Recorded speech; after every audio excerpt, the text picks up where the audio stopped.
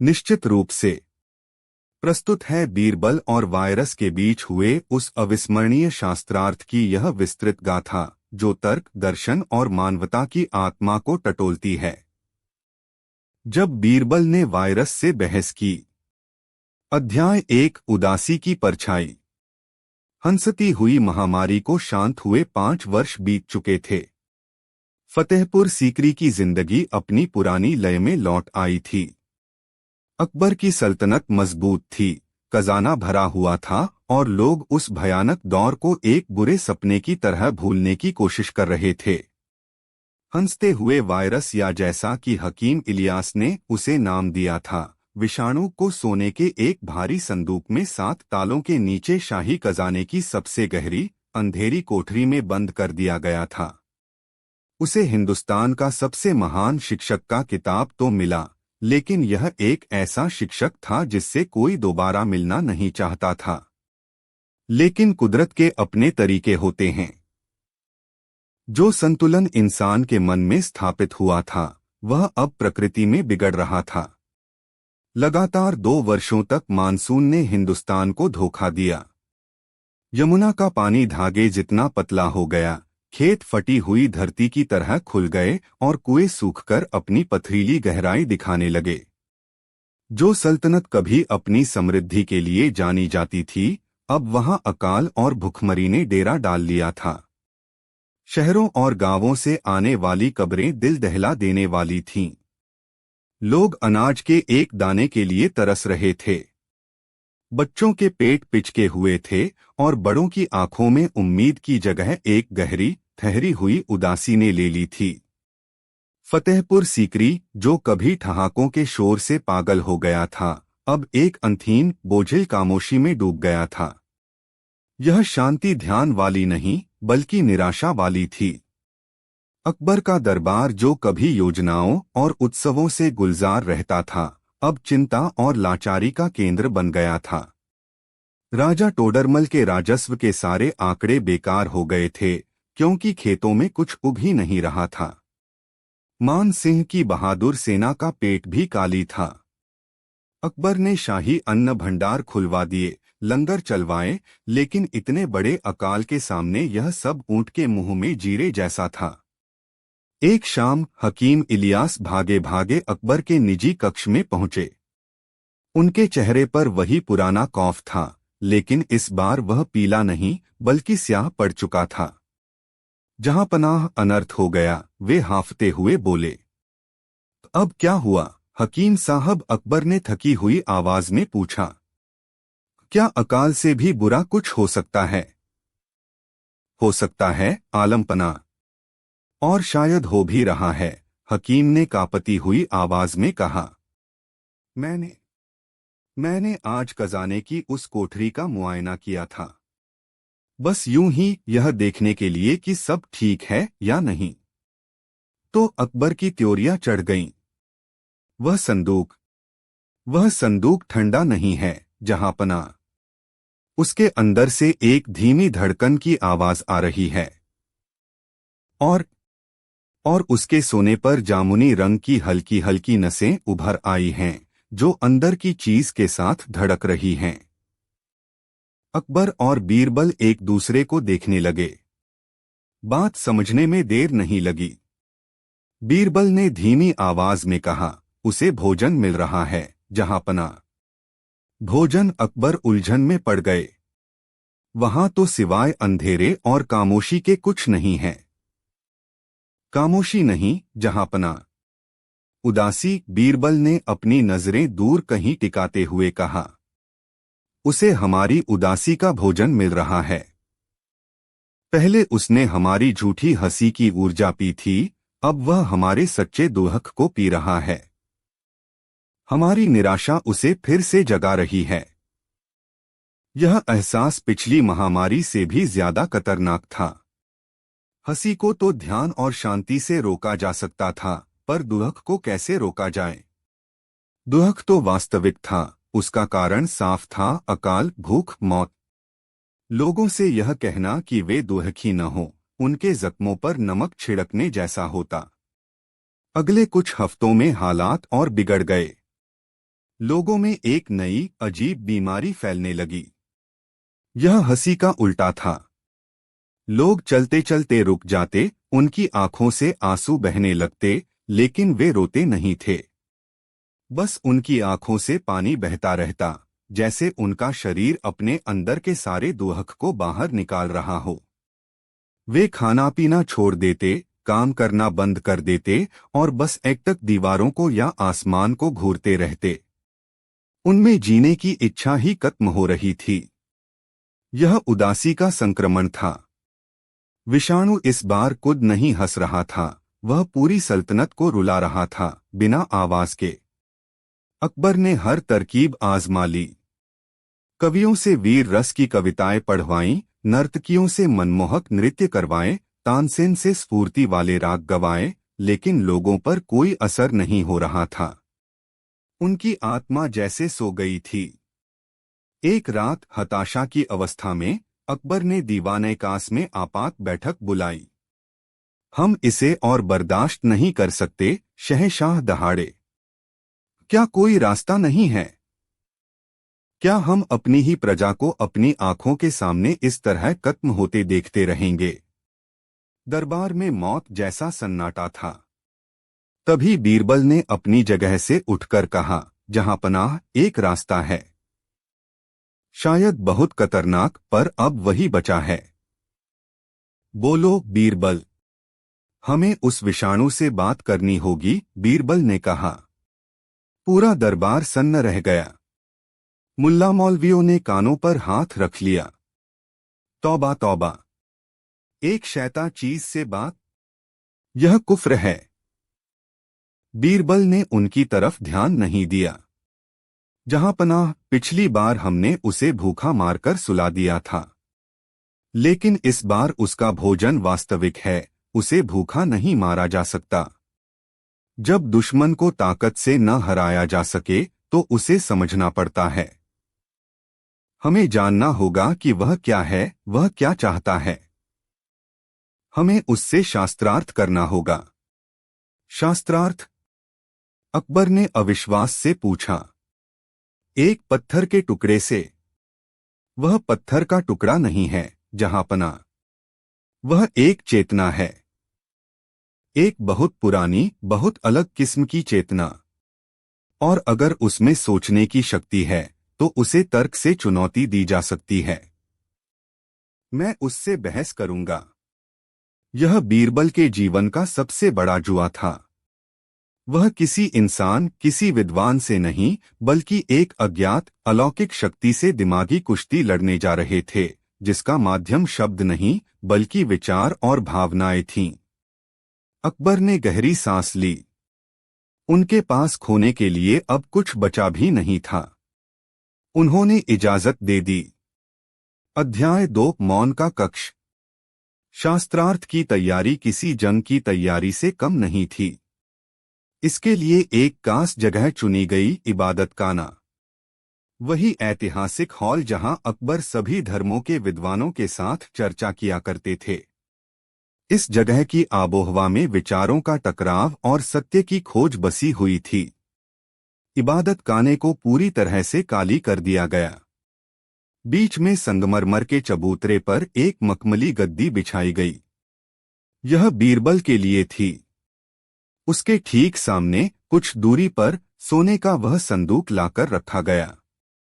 Hall में सिर्फ 3 लोग थे। अकबर, जो एक कोने में खामोश दर्शक की तरह खड़े थे, हकीम इलियास, जो किसी भी अनहोनी के लिए अपनी जड़ी बूटियों के साथ तैयार थे, और बीरबल, जो अपनी जिंदगी के सबसे बड़े इम्तिहान के लिए बैठे थे।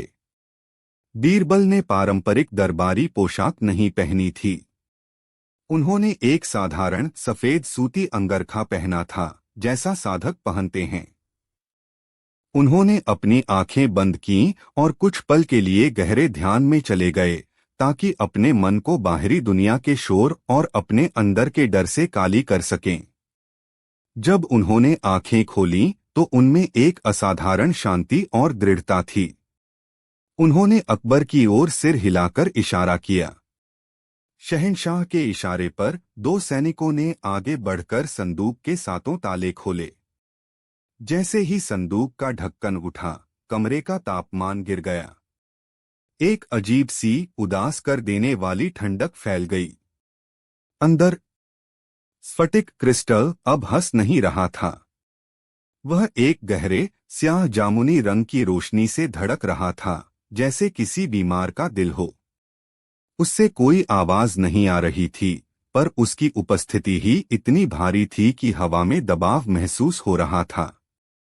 ऐसा लग रहा था मानो कमरे में मौजूद सारी खुशी और उम्मीद को वह सोख रहा हो। बीरबल ने अपनी आंखें उस स्फटिक पर टिका दीं। उन्होंने मुंह से कुछ नहीं कहा। उन्होंने अपनी चेतना को एकाग्र किया और अपना पहला विचार, एक सवाल, उस स्फटिक की ओर भेजा। तुम कौन हो? एक पल के लिए पूर्ण खामोशी रही। फिर बीरबल का सिर झटके से पीछे की ओर गया।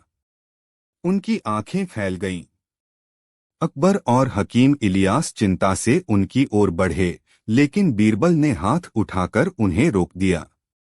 विषाणु ने जवाब दे दिया था। यह जवाब शब्दों में नहीं था। यह छवियों, भावनाओं और ज्ञान का एक तूफान था जो सीधे बीरबल के दिमाग में घुस गया था। बीरबल ने अपनी बंद आंखों से वह देखा जो किसी इंसान ने कभी नहीं देखा था। उन्होंने ब्रह्मांड का जन्म देखा, एक महाविस्फोट। उन्होंने अरबों साल तक ठंडे, काली अंतरिक्ष में भटकते हुए ग्रहों और निहारिकाओं को देखा। उन्होंने खुद को एक कण के रूप में महसूस किया, जो सितारों की धूल से बना था, जो अनगिनत युगों तक मौन और अकेला घूमता रहा। उसने बीरबल को दिखाया कि वह कोई जीव नहीं है, बल्कि ब्रह्मांड के संतुलन का एक नियम है। एक सिद्धांत, एक ऐसा सिद्धांत जो ऊर्जा के उतार चढ़ाव को स्थिर करता है। विषाणु का संदेश साफ था, मैं व्यवस्था हूं, तुम अराजकता हो। बीरबल को अपने अस्तित्व की तुच्छता का एहसास हुआ। एक विशाल अनंत ब्रह्मांड के सामने एक इंसान की क्या बिसात। उसकी भावनाएं, उसके सुख दुख, सब कितने छोटे और अर्थहीन थे। एक पल के लिए बीरबल की हिम्मत जवाब देने लगी। उन्हें लगा कि वे हार गए। विषाणु का तर्क अकाट्य था। लेकिन फिर बीरबल को भूखे बच्चों के चेहरे याद आए, उनकी माँओं की सूनी आंखें याद आईं। उन्हें तानसेन का संगीत याद आया, जिसने हंसती हुई महामारी को रोकने में मदद की थी। उन्हें एक इंसान होने का मतलब याद आया। उन्होंने अपनी चेतना को फिर से समेटा। इस बार उसमें सिर्फ तर्क नहीं, बल्कि दृढ़ता भी थी। उन्होंने अपना दूसरा विचार भेजा।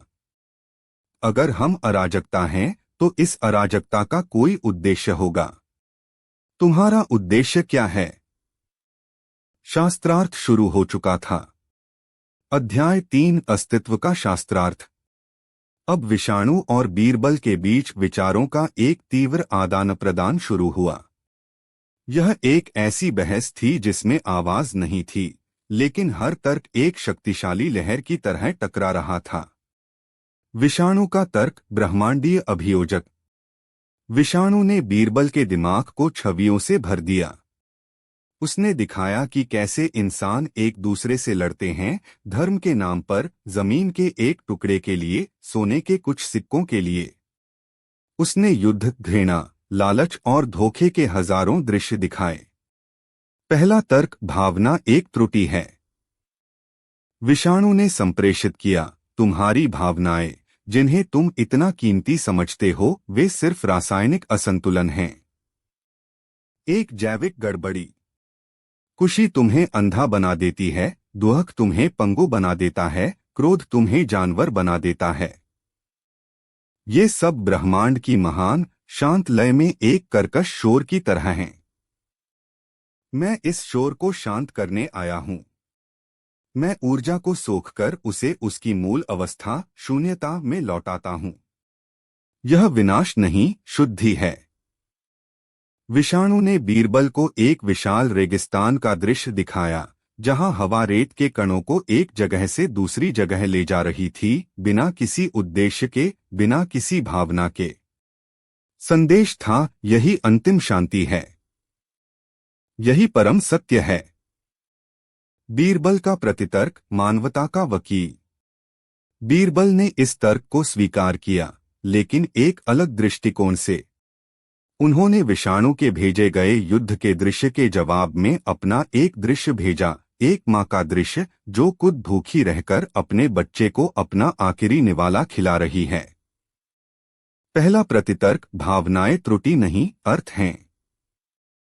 बीरबल ने विचार भेजा, तुम जिसे शोर कहते हो, हम उसे संगीत कहते हैं। हाँ, इसमें बेसुरी धुनें भी हैं, लेकिन इन्हीं के बीच वो धुन भी है जो प्रेम से उपजती है। दुख के बिना सुख का कोई अर्थ नहीं, अंधेरे के बिना रोशनी की कोई कीमत नहीं। तुम जिस शुद्धि की बात कर रहे हो, वह एक कालीपन है। हम जिस जीवन की बात कर रहे हैं, वह कामियों के बावजूद भरा पूरा है।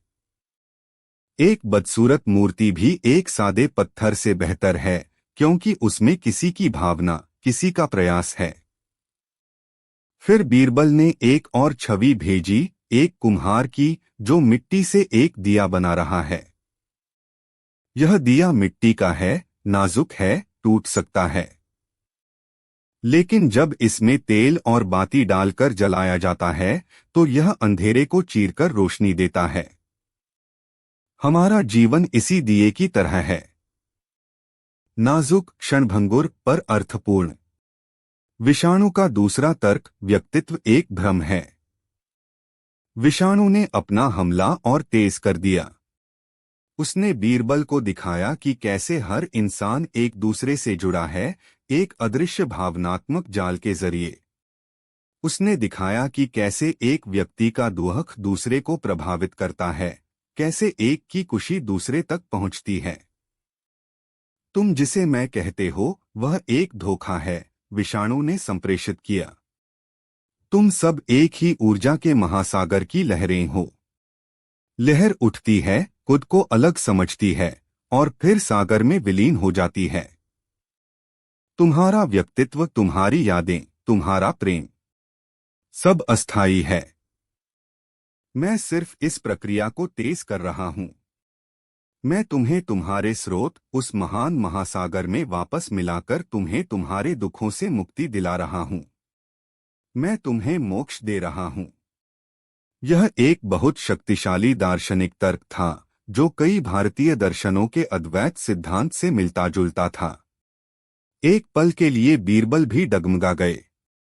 क्या जीवन का अंतिम लक्ष्य खुद को मिटा देना ही है? बीरबल का दूसरा प्रतितर्क, व्यक्तित्व ही उद्देश्य है। बीरबल ने गहरी सांस ली और अपने जीवन के सबसे शक्तिशाली तर्क को सामने रखा। उन्होंने कोई छवि नहीं भेजी, उन्होंने एक शुद्ध विचार भेजा, एक अवधारणा। अगर महासागर ही सब कुछ है, तो वह लहर बनकर खुद को अनुभव क्यों करना चाहता है? ब्रह्मांड अगर शांत और शून्य है, तो उसने सितारे, ग्रह और जीवन जैसी जटिल चीजें क्यों बनाई? बीरबल ने पूछा। ब्रह्मांड खुद को जानना चाहता है, वह खुद को महसूस करना चाहता है, और यह वह तुम्हारे और मेरे जैसे व्यक्तित्वों के माध्यम से ही कर सकता है। जब एक चित्रकार एक सुंदर सूर्यास्त देखता है, तो सिर्फ वह चित्रकार ही नहीं देख रहा होता, बल्कि ब्रह्मांड अपनी ही सुंदरता को उस चित्रकार की आंखों से देख रहा होता है। जब तानसेन गाते हैं, तो ब्रह्मांड अपने ही संगीत को उनके गले से सुन रहा होता है। जब एक माँ अपने बच्चे को प्यार करती है, तो ब्रह्मांड अपने ही एक हिस्से से प्रेम कर रहा होता है। बीरबल का अंतिम विचार एक तीर की तरह था, तुम ब्रह्मांड का मौन हो, हम उसकी आवाज हैं। तुम उसकी शून्यता हो, हम उसका अनुभव हैं। अगर तुम हमें मिटा दोगे, तो ब्रह्मांड अंधा, बहरा और गूंगा हो जाएगा। वह होगा, पर उसे यह पता नहीं होगा कि वह है। क्या तुम अपने ही रचिता को चेतनाहीन कर देना चाहते हो? इबादत खाने में एक गहरा सन्नाटा छा गया।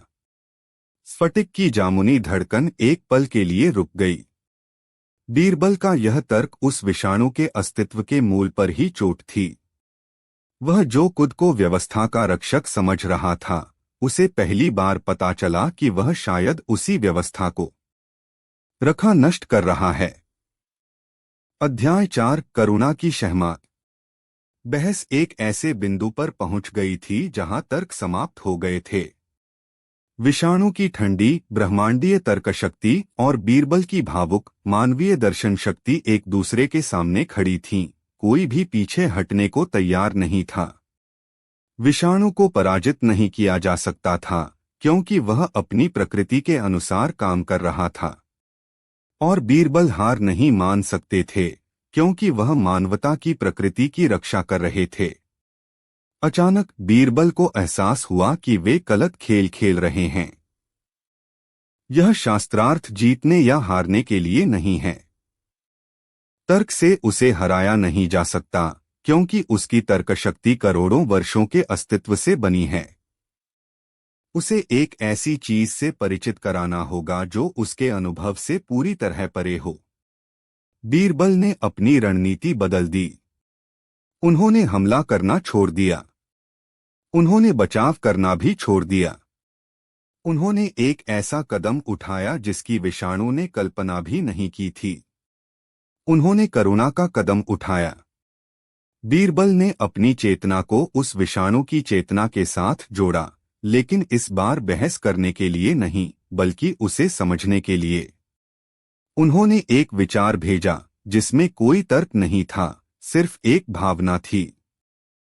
तुम अकेले हो। यह एक सवाल नहीं था, एक कथन था। बीरबल ने विषाणु को उसकी अपनी यादें दिखाईं, लेकिन एक नए दृष्टिकोण से। अरबों साल का वह सफर, सितारों के बीच से गुजरना, लेकिन उनकी गर्मी महसूस न कर पाना। निहारिकाओं के रंगों को देखना, पर उनकी सुंदरता पर आश्चर्यचकित न हो पाना। हमेशा एक दर्शक, हमेशा एक बाहरी व्यक्ति। कोई साथी नहीं, कोई संवाद नहीं। सिर्फ एक अंधहीन, ठंडा, गहरा अकेलापन। हम इंसान भी अकेले पैदा होते हैं और अकेले मरते हैं, बीरबल ने संप्रेषित किया। लेकिन बीच के इस छोटे से समय में हम एक दूसरे से जुड़ते हैं। हम प्रेम करते हैं, दोस्ती करते हैं, हंसते हैं, रोते हैं। हम एक दूसरे के अकेलेपन को बांट लेते हैं। यही हमारा संगीत है। तुमने हमारे शोर को तो सुना, पर क्या तुमने कभी हमारे संगीत को सुनने की कोशिश की? तुमने हमारी भावनाओं को सोखा है, पर क्या तुमने कभी उन्हें महसूस किया है? यह विषाणु के लिए एक अभूतपूर्व अनुभव था। वह भावनाओं को ऊर्जा के रूप में देखता था, सूखने और निष्प्रभावी करने वाली चीज के रूप में। उसे कभी किसी ने यह नहीं बताया था कि इन भावनाओं का एक अनुभव भी होता है। उसे कभी किसी ने उसके अपने अस्तित्व के बारे में नहीं पूछा था। स्फटिक के अंदर की जामुनी रोशनी कांपने लगी। उसमें पहली बार एक अनिश्चितता दिखाई दी। यह तर्क का खंडन नहीं था, यह एक नई संभावना का जन्म था। बीरबल ने अपना आखिरी दांव खेला। यह शह और मात थी। तुम्हें हमें नष्ट करने की जरूरत नहीं है, उन्होंने विचार भेजा। तुम हमारे साथ रह सकते हो। एक दर्शक की तरह नहीं, एक हिस्सेदार की तरह। हमारी खुशी को सोखो मत, उसमें शामिल हो। हमारे दुख को मिटाओ मत, उसे समझो। एक शिक्षक बनो, जल्लाद नहीं। तुम हमें ब्रह्मांड की विशालता सिखा सकते हो, और हम तुम्हें एक अकेले क्षण की गहराई सिखा सकते हैं। बीरबल ने उसे एक विकल्प दिया, विनाश या सहअस्तित्व। यह एक ऐसी पेशकश थी जिसका विषाणु के पास कोई तार्किक जवाब नहीं था। सहअस्तित्व का विचार उसके मूल प्रोग्रामिंग के खिलाफ था, लेकिन बीरबल द्वारा जगाई गई अकेलेपन की सूक्ष्म भावना ने उसे सोचने पर मजबूर कर दिया था। अध्याय 5 एक नया विधान। कई मिनटों तक, जो सदियों जैसे लगे, इबादत खाने में पूर्ण शांति रही। स्फटिक की कापती हुई जामुनी रोशनी धीरे धीरे शांत होने लगी। उसका गहरा उदास रंग हल्का पड़ने लगा। वह पहले की तरह हंसते हुए सुनहरे रंग में भी नहीं बदला। वह एक नरम, शांत, दूधिया सफेद रंग में स्थिर हो गया। उसकी धड़कन अब भी चल रही थी, लेकिन वह उन्मादी या बोझिल नहीं थी। वह शांत और लयबद्ध थी, जैसे कोई गहरी नींद में सांस ले रहा हो। विषाणु ने बीरबल का प्रस्ताव स्वीकार कर लिया था। उसने बहस नहीं हारी थी, उसने बस एक नया रास्ता चुन लिया था। जैसे ही स्फटिक की ऊर्जा बदली, पूरे फतेहपुर सीकरी पर उसका असर महसूस हुआ। लोगों पर छाई निराशा की चादर हटने लगी। जो लोग जड़ होकर बैठे थे, उन्होंने धीरे धीरे आंखें खोलीं, जैसे किसी लंबी नींद से जागे हों। उनकी आंखों से आंसू बहने बंद हो गए। उनके चेहरों पर अभी भी अकाल की थकान थी, लेकिन वह गहरी, आत्मा को मार देने वाली उदासी चली गई थी। जीने की इच्छा लौट आई थी। और फिर एक और चमत्कार हुआ। इबादत खाने की जालीदार खिड़कियों से ठंडी हवा का एक झोंका आया। आसमान, जो महीनों से तांबे की तरह तप रहा था, उस पर बादल घिरने लगे। कुछ ही देर में पानी की पहली बूंद सूखी धरती पर गिरी और फिर झमाझम बारिश होने लगी, जैसे कुदरत भी इस नए समझौते का जश्न मना रही हो। अकाल टूट गया। इबादत खाने में अकबर अपनी आंखों में आंसू लिए बीरबल की ओर बढ़े। उन्होंने अपने सबसे बुद्धिमान सलाहकार को गले लगा लिया। बीरबल, तुमने आज सिर्फ सल्तनत को नहीं, पूरी इंसानियत को बचाया है, अकबर ने भावुक होकर कहा। बीरबल मुस्कुराए। वे बहुत थक गए थे, लेकिन उनकी आंखों में एक गहरी शांति और जीत की चमक थी। मैंने नहीं, जहांपना, हम सबने मिलकर बचाया है। हमारी मानवता ने खुद को बचाया है। उस दिन उस विषाणु के लिए एक नया विधान बनाया गया। उसे वापस खजाने के अंधेरे में बंद नहीं किया गया। अकबर ने उसके लिए इबादत खाने के पास ही एक छोटा, सुंदर संगमरमर का मंडप बनवाया। उसे वहां पूरे सम्मान के साथ स्थापित किया गया। अब वह कैदी या शिक्षक नहीं था, वह ब्रह्मांडीय साक्षी था। अकबर ने हुक्म दिया कि हर हफ्ते सल्तनत के सबसे अच्छे कवि, संगीतकार, चित्रकार और दार्शनिक उस मंडप में जाएंगे और अपनी कला का प्रदर्शन करेंगे।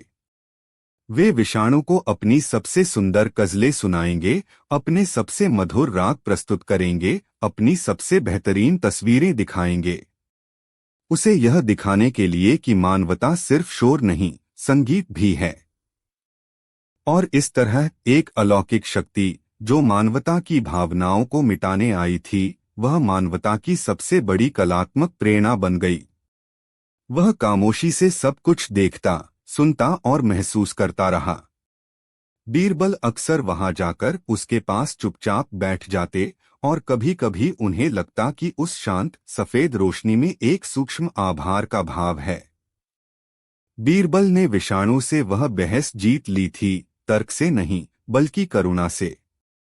उन्होंने साबित कर दिया था कि इस ब्रह्मांड में सबसे बड़ी ताकत न तो ऊर्जा है, न ही पदार्थ, बल्कि चेतना की वह क्षमता है जो दूसरे के अस्तित्व को समझ सके और उसका सम्मान कर सके। यह वह जीत थी जो हमेशा के लिए इतिहास के पन्नों में और शायद ब्रह्मांड की यादों में भी दर्ज हो। निश्चित रूप से। प्रस्तुत है अकबर और हंसते हुए वायरस की यह विस्तृत कहानी, जो इतिहास, कल्पना और दर्शन का एक अनूठा मिश्रण है। अकबर ने पूछा, ये वायरस हंस क्यों रहा है? अध्याय 1। एक अनहोना मेहमान। सन 1575 की एक उमस भरी दोपहर थी। फतेहपुर सीकरी की नईनवेली राजधानी सूरज की तपिश में नहा रही थी। लाल बलुआ पत्थर से बने आलीशान महल, जामा मस्जिद का बुलंद दरवाजा और दीवानयाम के विशाल स्तंभ, सब जैसे गर्मी से सुस्ता रहे थे। हिंदुस्तान के शहंशाह जलालुद्दीन मोहम्मद अकबर अपने खास सलाहकारों, नवरत्नों के साथ दीवाने खास की ठंडी जालीदार दीवारों के पीछे एक गंभीर चर्चा में लीन थे। गुजरात की हालिया जीत और सल्तनत की नई राजस्व प्रणाली पर बहस चल रही थी। राजा टोडरमल आंकड़ों की सूखी दुनिया में सबको उलझाए हुए थे, जबकि मान सिंह सैन्य रणनीति के नक्शे बिछाए बैठे थे। तभी एक हरकारा हांफता हुआ, लगभग दौड़ता हुआ कक्ष में दाखिल हुआ। उसके चेहरे पर भय और विस्मय का ऐसा मिश्रण था कि सबकी जुबान पर ताले लग गए। अकबर ने अपनी गहरी, रौबदार आवाज में पूछा, क्या बात है? किसकी हिमाकत हुई जो हमारी इजाजत के बिना इस तरह दाखिल हुआ? हरकारा जमीन पर गिरकर गिड़गिड़ाया, पनाह, गुस्ताखी माफ हो, पर खबर ही ऐसी है। आगरा से 20 कोस दूर बयाना के जंगलों में आसमान से एक तारा टूटा है। बीरबल, जो अब तक खामोशी से सब देख रहे थे, मुस्कुराए। जहां पनाह, तारे तो हर रात टूटते हैं। इसमें ऐसी कौन सी अनहोनी हो गई कि सल्तनत के काम में खलल डाला जाए? हरकारे ने कांपती आवाज में कहा, बीरबल जी, वो तारा बुझा नहीं। वो जमीन पर आ गिरा है और वो अभी भी चमक रहा है। उसकी रोशनी से पूरा जंगल दिन जैसा हो गया है। जो भी उसके पास जाने की कोशिश करता है, अजीब सी बेचैनी महसूस करता है। अकबर की जिज्ञासु आंखों में एक चमक कौंध गई। उन्हें हमेशा से ही प्रकृति के रहस्यों, विज्ञान और दर्शन में गहरी रुचि थी। उन्होंने तुरंत हुक्म दिया, फौरन एक दस्ता तैयार किया जाए। हमारे सबसे काबिल हकीम इलियास और कुछ सिपाही हमारे साथ चलेंगे।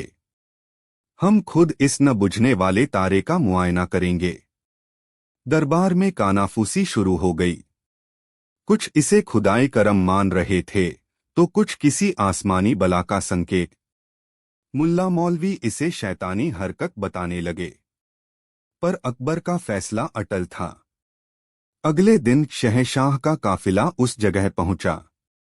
जंगल के बीचों बीच एक छोटा सा गड्ढा था और उसके केंद्र में एक चीज थी जो किसी भी विवरण से परे थी। वो किसी पत्थर या धातु की नहीं बनी थी। वो एक स्फटिक क्रिस्टल जैसी थी, लगभग एक हाथ जितनी बड़ी, लेकिन उसकी सतह पर लगातार तरल रोशनी की लहरें दौड़ रही थीं। वह धड़क रही थी, जैसे कोई जीवित हृदय हो।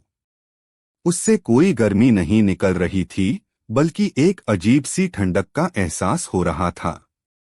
हकीम इलियास, जो यूनानी और हिंदुस्तानी चिकित्सा पद्धति के माहिर थे, अपनी जड़ी बूटियों और औजारों का बक्सा लिए आगे बढ़े। उन्होंने उस चीज को छूने की हिम्मत नहीं की, बस दूर से ही उसकी जांच करने लगे। अद्भुत, अविश्वसनीय।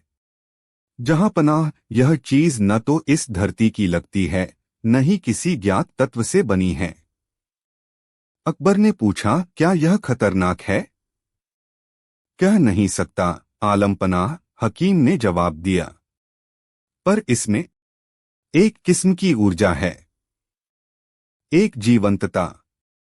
बड़ी सावधानी से उस धड़कते हुए स्फटिक को रेशम और मखमल के कई स्तरों में लपेटकर एक संदूक में रखा गया और फतेहपुर सीकरी लाया गया। उसे शहंशाह की निजी प्रयोगशाला में रखा गया, जहां सिर्फ अकबर, बीरबल और हकीम इलियास को जाने की इजाजत थी। हकीम इलियास ने दिन रात खुद को उस रहस्यमयी चीज के अध्ययन में झोंक दिया। उन्होंने पाया कि यह चीज आसपास के माहौल पर प्रतिक्रिया करती थी। जब कमरे में खामोशी होती तो उसकी धड़कन धीमी हो जाती। जब कोई तेज आवाज होती तो वह तेजी से धड़कने लगती। एक हफ्ता बीत गया। एक शाम जब हकीम इलियास कुछ प्रयोग कर रहे थे, उन्होंने देखा कि स्फटिक की सतह पर रोशनी की लहरों ने एक खास पैटर्न बनाना शुरू कर दिया था। 2 चमकदार बिंदु और उनके नीचे एक लंबी, घुमावदार रेखा। यह एक चेहरे जैसा लग रहा था, एक मुस्कुराते हुए, शरारती चेहरे जैसा। और उसी वक्त स्फटिक के भीतर से एक महीन, घंटियों जैसी खनकने की आवाज आई। हकीम इलियास दौड़े दौड़े अकबर के पास गए। जहां पनाह, वो चीज वो चीज हंस रही है। अकबर और बीरबल प्रयोगशाला में पहुंचे। उन्होंने अपनी आंखों से देखा। स्फटिक की सतह पर वाकई एक हंसता हुआ चेहरा बना हुआ था और उसमें से खनकती हुई आवाज आ रही थी, जैसे कोई बच्चा खिलखिला रहा हो। अकबर ने हैरानी और कौतूहल से भरकर हकीम की तरफ देखा, फिर बीरबल की तरफ और फिर उस रहस्यमयी स्फटिक को घूरते हुए अपना ऐतिहासिक सवाल पूछा। बीरबल, हकीम साहब, ये है क्या बला? और सबसे जरूरी सवाल, ये हंस क्यों रहा है? हकीम इलियास ने सिर झुका लिया। आलम पनाह, मैं इसे समझने की कोशिश कर रहा हूं। यह कोई साधारण वस्तु नहीं है। यह एक सूक्ष्म जीव या कण जैसा है जो जीवित है।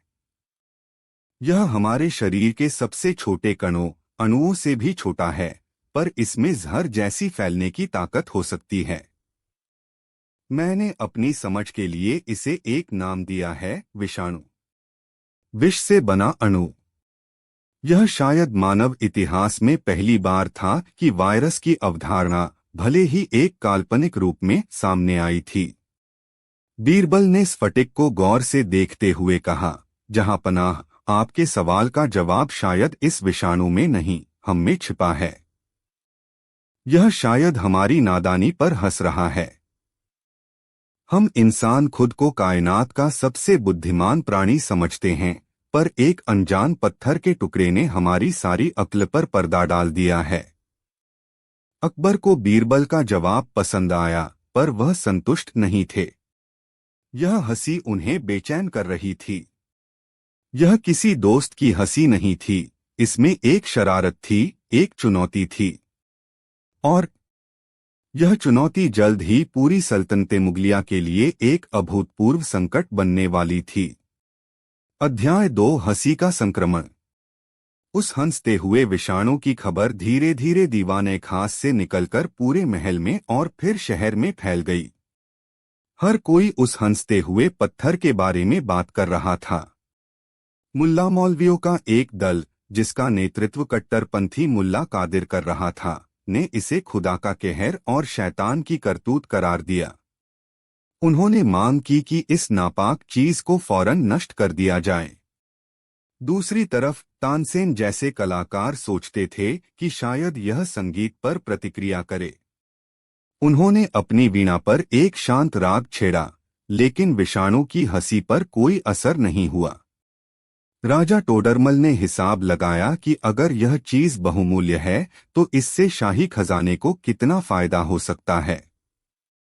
अकबर ने किसी भी पक्ष की बात पर तुरंत अमल नहीं किया। वह इंतजार कर रहे थे, देख रहे थे। एक दिन एक अनहोनी घटना घटी।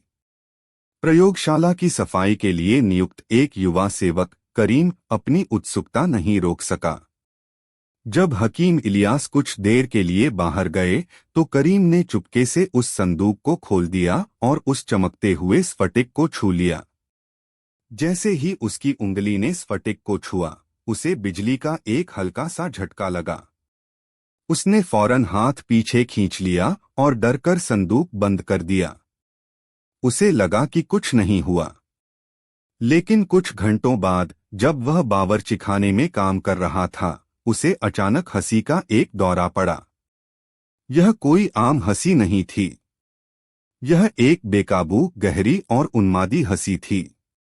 वह हंसता रहा, जब तक कि वह पेट पकड़कर जमीन पर लोटपोट नहीं हो गया। उसके आसपास के लोग पहले तो हंसे, फिर चिंतित हुए। बावर्ची ने उसे डांटा, अरे ओ करीम, काम पर ध्यान दे, यह क्या पागलों की तरह हंस रहा है। करीम ने कुछ कहने की कोशिश की, पर उसके मुंह से सिर्फ हंसी की फव्वारे निकल रहे थे। बावर्ची ने गुस्से में उसे कंधे से पकड़कर झकझोरा। और तभी जादू सा हो गया। बावर्ची भी हंसने लगा। उसी तरह बेकाबू, उन्मादी हंसी। अब वहां दो लोग जमीन पर लोट लोट कर तब तक हंस रहे थे। जिसने भी उन्हें छुआ या उनके बहुत करीब गया वह भी उसी हंसी का शिकार हो गया। शाम तक पूरा शाही बावर्चीखाना हंसी के ठहाकों से गूंज रहा था। किसी को कुछ समझ नहीं आ रहा था। वे दुखी होना चाहते थे, रुकना चाहते थे, पर उनका शरीर उनका साथ नहीं दे रहा था। उनके फेफड़ों से सिर्फ हंसी निकल रही थी। यह खबर जब अकबर तक पहुंची तो उनका माथा ठनका। उन्होंने फौरन हकीम इलियास को तलब किया। हकीम का चेहरा पीला पड़ चुका था। उन्होंने कांपते हुए कहा, जहांपना, लगता है यह विषाणु सिर्फ हंस नहीं रहा, यह अपनी हंसी फैला रहा है। यह एक संक्रामक रोग है, हंसी का रोग। अगले कुछ दिनों में फतेहपुर सीकरी, जो कभी अपनी भव्यता और अनुशासन के लिए जाना जाता था, एक पागलखाने में तब्दील हो गया। हंसी की यह महामारी आग की तरह फैल रही थी।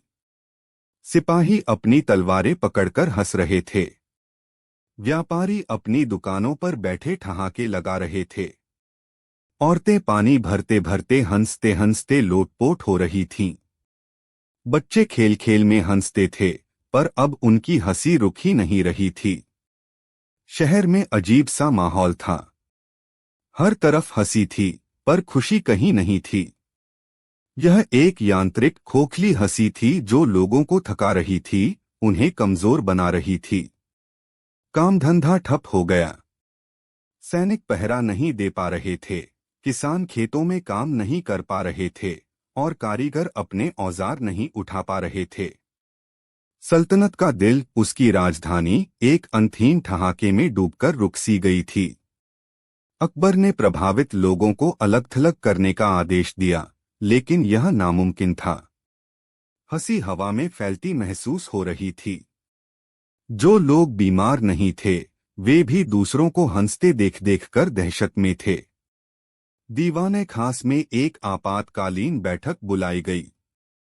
जो कुछ गिने चुने लोग अभी भी संक्रमण से बचे थे, वे वहां मौजूद थे।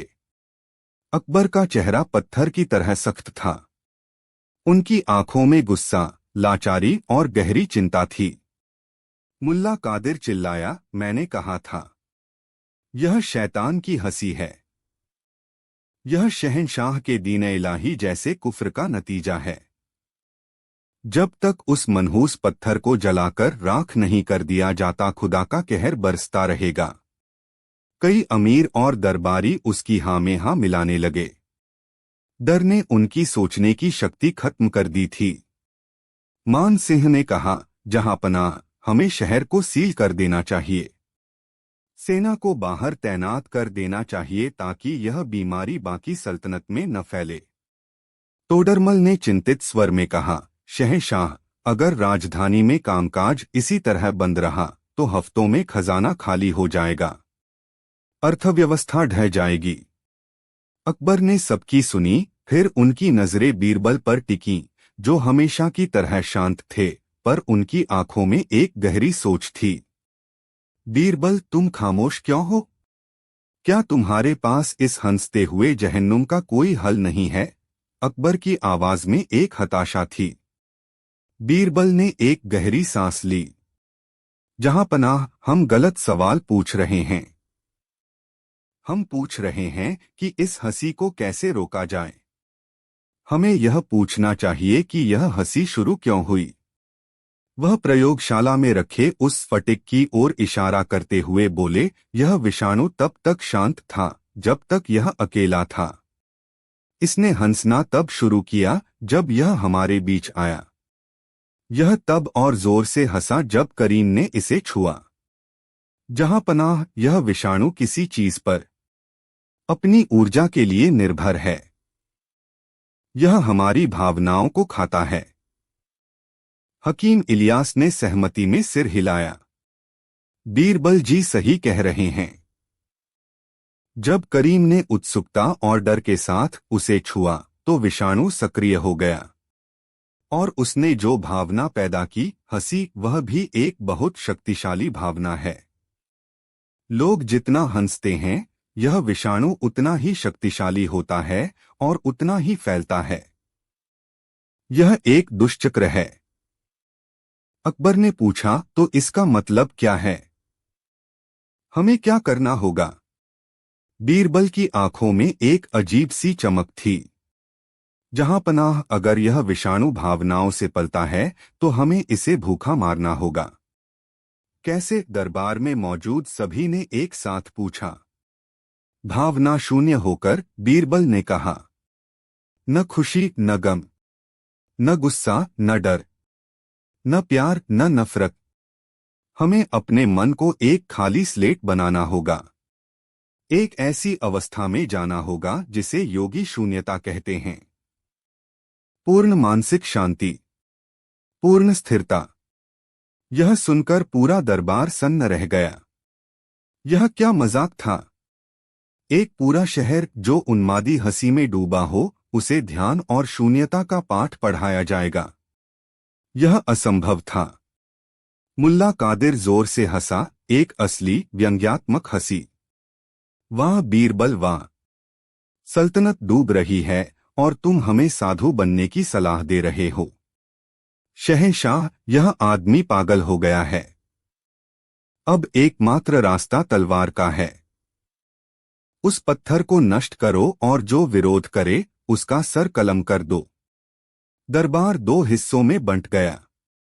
एक तरफ मुल्ला कादिर के समर्थक थे जो डर और हिंसा का रास्ता सुझा रहे थे। दूसरी तरफ बीरबल की अविश्वसनीय लगने वाली योजना थी। अकबर एक गहरी दुविधा में थे। एक तरफ तर्क और विज्ञान था जो समझ से बाहर था। दूसरी तरफ कट्टरता थी जो आसान पर विनाशकारी लग रही थी। उनकी सल्तनत का भविष्य और शायद पूरी इंसानियत का उनके एक फैसले पर टिका था। और दूर शहर की गलियों से लाखों लोगों की खोखली दर्दनाक हंसी की आवाजें आ रही थीं, जैसे कोई विशालकाय दैत्य पूरे शहर को गुदगुदा रहा हो। अध्याय 3, शून्यता का प्रयोग। अकबर ने अपनी आंखें बंद कर लीं। उन्हें अपने कानों में गूंजते अनगिनत ठहाके सुनाई दे रहे थे, लेकिन इन ठहाकों के पीछे उन्हें अपने लोगों का दर्द महसूस हो रहा था। यह एक ऐसी लड़ाई थी जिसे तलवार से नहीं जीता जा सकता था। यह मन की लड़ाई थी। उन्होंने अपनी आंखें खोलीं और उनकी निगाहों में एक सम्राट का दृढ़ निश्चय था। खामोश उनकी आवाज दीवाने खास में गूंज गई। मुल्ला कादिर, आपकी तलवार म्यान में ही रहेगी। हम बीरबल की राह पर चलेंगे। यह मुश्किल है, शायद असंभव भी, पर यही एकमात्र रास्ता है जिसमें उम्मीद की कोई किरण है। मुल्ला कादिर गुस्से से लाल हो गया, पर शहंशाह के हुक्म के आगे उसकी एक न चली। अकबर ने बीरबल से पूछा, बताओ हमें क्या करना है? बीरबल ने कहा, जहां पनाह, हमें पूरे शहर को यह सिखाना होगा। हमें लोगों को अपने मन को शांत करना सिखाना होगा। हमें एक विशाल सामूहिक ध्यान का आयोजन करना होगा। और इसकी शुरुआत आपसे, हम सब से, इसी दीवाने खास से होगी। योजना अविश्वसनीय थी, पर अकबर का समर्थन मिलने के बाद उसे लागू करने की तैयारी शुरू हो गई। ढिंढोरची शहर की गलियों में भेजे गए, लेकिन एक नए संदेश के साथ। उन्हें चिल्ला चिल्लाकर लोगों से हंसने से मना नहीं करना था, क्योंकि वह भी एक प्रतिक्रिया होती। उन्हें एक सरल संदेश देना था, शांत हो जाओ। कुछ मत सोचो। अपने मन को खाली कर दो। जैसे हो, जहां हो, बस स्थिर हो जाओ। यह संदेश उन लोगों तक कैसे पहुंचता जो पहले से ही हंसी के उन्माद में थे? यहां तानसेन ने अपनी भूमिका निभाई। उन्होंने कहा, जहां पनाह, संगीत में मन को शांत करने की शक्ति होती है। मैं कोई खुशी या गम का राग नहीं गाऊंगा। मैं राग मारवा या राग यमन का सिर्फ आलाप गाऊंगा। इसमें शब्द नहीं होंगे, सिर्फ शुद्ध स्वर होंगे जो मन को धीरे धीरे स्थिरता की ओर ले जाते हैं। अकबर ने खुद इस अभियान का नेतृत्व करने का फैसला किया। वह दीवान-ए-आम के विशाल प्रांगण में एक साधारण सी चटाई पर पद्मासन में बैठ गए। न कोई ताज, न कोई शाही पोशाक, बस एक साधक की तरह। उनके बगल में बीरबल, तानसेन अपनी वीणा के साथ और अन्य सभी नवरत्न और दरबारी बैठ गए। यह एक अद्भुत दृश्य था। हिंदुस्तान का सबसे शक्तिशाली सम्राट अपनी पूरी सल्तनत को बचाने के लिए एक योगी की तरह ध्यान में बैठा था। तानसेन ने अपनी वीणा पर आलाप छेड़ा। धीमी, गहरी और शांत धुनें फतेहपुर सीकरी की हवा में घुलने लगीं। यह संगीत हंसी के शोर को दबाने की कोशिश नहीं कर रहा था, बल्कि उसके नीचे एक शांत धारा की तरह बह रहा था। शुरुआत में कुछ नहीं हुआ। लोग हंसते रहे, पर धीरे धीरे तानसेन के संगीत और शहंशाह के मौन उदाहरण का असर होने लगा। जो लोग हंस नहीं रहे थे, उन्होंने सबसे पहले इस शांति को अपनाया। वे अपनी जगहों पर रुक गए, बैठ गए और अपनी आंखें बंद कर लीं। फिर चमत्कार होना शुरू हुआ। हंसी के उन्माद में डूबे लोगों के कानों में जब यह शांत संगीत पहुंचा, तो उनकी हंसी की लय टूटने लगी। उनके शरीर थक चुके थे और यह संगीत उन्हें एक राहत की तरह महसूस हुआ। एक एक करके लोगों के ठहाके हिचकियों में बदलने लगे और फिर धीरे धीरे खामोशी में। एक सिपाही जो अपनी ढाल पर सिर पटक तक कर हंस रहा था, अचानक रुक गया। उसने गहरी, थकी हुई सांस ली और वहीं जमीन पर बैठ गया। एक औरत जो बाजार में लोटपोट हो रही थी, धीरे से उठी और अपनी आंखें बंद करके खड़ी हो गई। पूरे शहर में हंसी की लहरें धीमी पड़ने लगीं, जैसे किसी उबलते हुए पानी में धीरे धीरे ठंडा पानी मिलाया जा रहा हो। यह प्रक्रिया धीमी थी, बहुत धीमी। घंटों बीत गए। सूरज ढलने लगा। फतेहपुर सीकरी पर एक अजीब सी, अप्राकृतिक खामोशी छाने लगी। यह किसी कब्रिस्तान की खामोशी नहीं थी, बल्कि एक गहरी, ध्यानमग्न शांति थी। प्रयोगशाला के अंदर हकीम इलियास उस स्फटिक पर नजर गड़ाए हुए थे। जैसे जैसे शहर में हंसी का शोर कम होता गया, स्फटिक की चमक फीकी पड़ने लगी। उसकी सतह पर बना हंसता हुआ चेहरा मुरझाने लगा। उसकी धड़कन धीमी होती गई। घंटियों जैसी खनक अब लगभग बंद हो चुकी थी। काम कर रहा है, यह काम कर रहा है, हकीम इलियास ने लगभग फुसफुसाते हुए कहा। विषाणु कमजोर पड़ रहा था। उसे अपनी खुराक, अपनी भावनात्मक ऊर्जा नहीं मिल रही थी। लेकिन असली परीक्षा अभी बाकी थी। मुल्ला कादिर और उसके कुछ समर्थक इस शांति को अपनी हार के रूप में देख रहे थे। उन्हें लगा कि शहंशाह ने सबको कमजोर बना दिया है। यही मौका था सल्तनत पर कब्जा करने का। अंधेरे की आड़ में उन्होंने अपने वफादार सैनिकों को इकट्ठा किया और महल की ओर बढ़ने का फैसला किया। उनका मकसद था उस शैतानी स्फटिक को नष्ट करना और अकबर को गद्दी से हटाना। जैसे ही वे दीवान-ए-आम के पास पहुंचे, उन्होंने एक अविश्वसनीय दृश्य देखा। हजारों लोग, सैनिक, नागरिक, औरतें, बच्चे, सब गहरे ध्यान में बैठे थे। और उनके बीच बिना किसी सुरक्षा के शहंशाह अकबर बैठे थे। मुल्ला कादिर के एक सिपाही ने तलवार उठाई। यही मौका है। शहंशाह निहत्थे हैं। लेकिन जैसे ही वह आगे बढ़ा, उसके कदम ठिठक गए। उस जगह की शांति में इतनी शक्ति थी कि उसकी हिंसा की भावना पिघलने लगी। उसे लगा जैसे वह एक मंदिर में प्रवेश कर रहा हो। उसके हाथ से तलवार छूटकर गिर पड़ी और उसकी आवाज उस खामोशी में धमाके जैसी लगी। सबकी आंखें खुलीं। अकबर ने शांत पर दृढ़ आंखों से मुल्ला कादिर को देखा। उनकी आंखों में गुस्सा नहीं, बल्कि एक गहरी समझ थी। उसी क्षण प्रयोगशाला से हकीम इलियास दौड़ते हुए आए। उनके चेहरे पर जीत की चमक थी। जहां पनाह, विषाणु शांत हो गया है। वह अब हंस नहीं रहा, वह सो गया है। पूरे प्रांगण में एक राहत की लहर दौड़ गई। लोग धीरे धीरे अपनी ध्यान की अवस्था से बाहर आने लगे। उनके चेहरों पर थकान थी, पर एक गहरी शांति भी थी। शहर बच गया था, सल्तनत बच गई थी। मुल्ला कादिर और उसके साथी जमीन पर घुटनों के बल गिर पड़े, शर्म और हार से झुके हुए। अकबर अपनी जगह से उठे। उन्होंने मुल्ला कादिर के पास जाकर कहा, आप भी भावनाओं का शिकार हुए मुल्ला जी। आपकी भावना डर और नफरत थी। आज हमने सीखा है कि कोई भी भावना, चाहे वह हंसी हो या नफरत, जब हद से बढ़ जाती है तो विनाशकारी हो जाती है। उन्होंने मुल्ला कादिर को माफ कर दिया, क्योंकि वह समझ गए थे कि असली दुश्मन कोई इंसान नहीं, बल्कि अनियंत्रित भावनाएं थीं। अध्याय 4, हंसी का रहस्य। अगली सुबह फतेहपुर सीकरी में एक नई सुबह थी। हवा में अब भी एक खामोशी थी, लेकिन यह डर की नहीं, बल्कि समझ की खामोशी थी।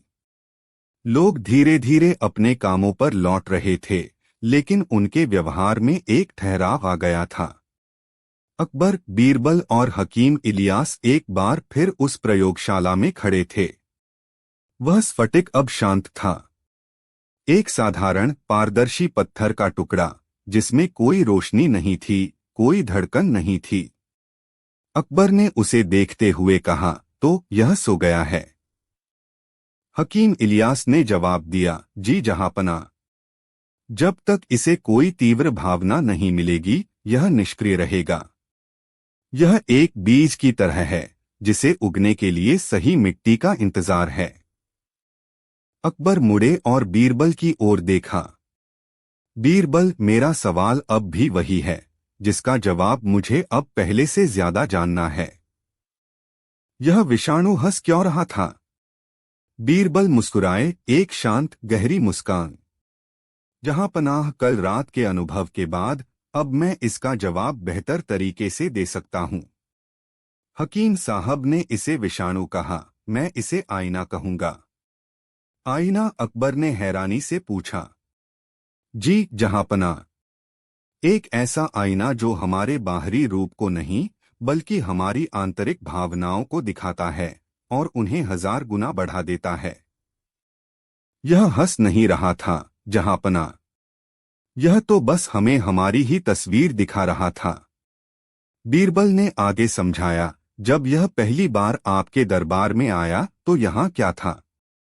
गुजरात की जीत का घमंड, नई प्रणालियों को लेकर चिंता, दरबारियों के मन में एक दूसरे के लिए ईर्ष्या, और आपकी दीन-ए-इलाही को लेकर कुछ लोगों के मन में छिपा हुआ गुस्सा। हमारे समाज में हम अपनी नकारात्मक भावनाओं को एक झूठी, औपचारिक हंसी और मुस्कुराहट के पीछे छिपाते हैं। यह विषाणु हमारी उसी झूठी हंसी पर नहीं, बल्कि उसके पीछे छिपी तीव्र भावनाओं की ऊर्जा पर पला। इसने उस हंसी को अपना हथियार बनाया और उसे तब तक बढ़ाया जब तक वह एक शोर न बन गई। यह विषाणु हम पर हंस रहा था क्योंकि हम खुद पर हंस रहे थे। यह हमारी महत्वाकांक्षाओं पर, हमारे डर पर, हमारे अहंकार पर हंस रहा था।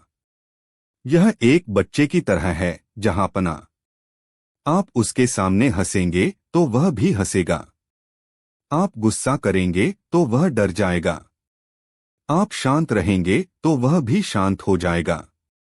हमने जब अपने मन की सारी तरंगों को शांत कर दिया, जब हम शून्यता में चले गए, तो आईने को दिखाने के लिए कुछ नहीं मिला और वह खाली हो गया। अकबर बीरबल की बातों को किसी मंत्र की तरह सुन रहे थे। उन्हें अपने सवाल का जवाब मिल गया था। यह जवाब किसी विज्ञान या धर्म में नहीं, बल्कि गहरे आत्मज्ञान और दर्शन में छिपा था।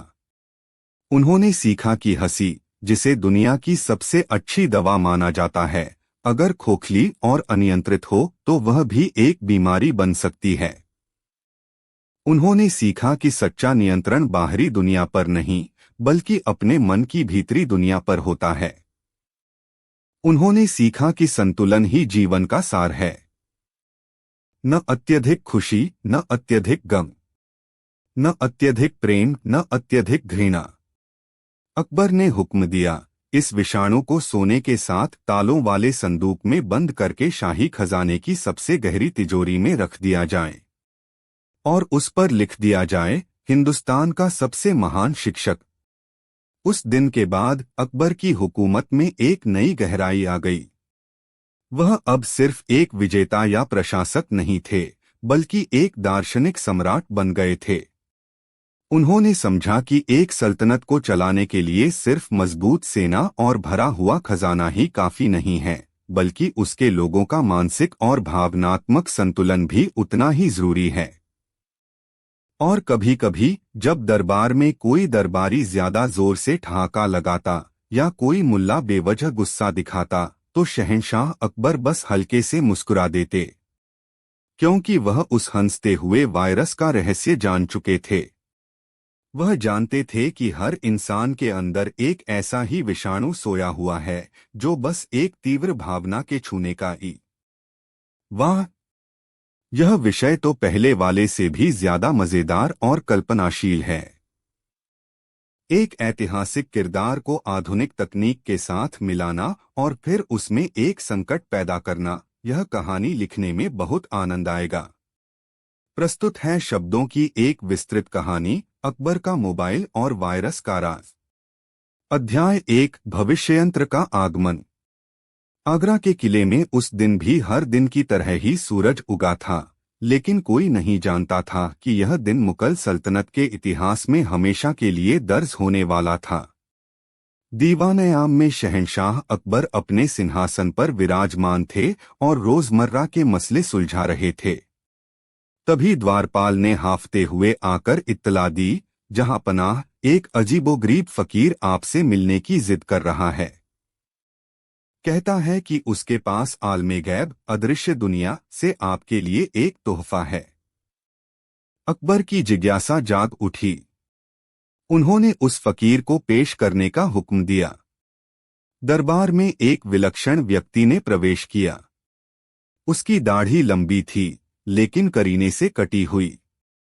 उसके कपड़े किसी जाने पहचाने देश के नहीं लग रहे थे और उसकी आंखों में एक अजीब सी चमक थी, जैसे उसने वो दुनिया देखी हो जिसकी कोई कल्पना भी नहीं कर सकता। शहंशाह हिंदुस्तान को मेरा सलाम, उस व्यक्ति ने एक साफ लेकिन अजीब लहजे वाली हिंदी में कहा। मेरा नाम कालयात्री है। मैं बहुत दूर से आया हूं, एक ऐसे समय से जिसकी आप कल्पना भी नहीं कर सकते। दरबार में कानाफूसी शुरू हो गई। मुल्ला दो प्याजा ने अपनी नाक सिकोड़ी। धूर्त लगता है, जहां पना। अकबर ने हाथ उठाकर सबको शांत किया। तुम हमारे लिए क्या लाए हो, कालयात्री? कालयात्री ने अपनी झोली से एक चीज निकाली।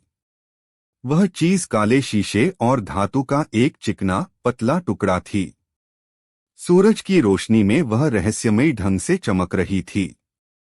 जहां पनाह, यह भविष्ययंत्र है, उसने कहा। यह दुनिया का सारा ज्ञान, सारी जानकारी अपनी मुट्ठी में कर सकता है। आप इससे हजारों मील दूर बैठे इंसान से ऐसे बात कर सकते हैं जैसे वह आपके सामने ही बैठा हो।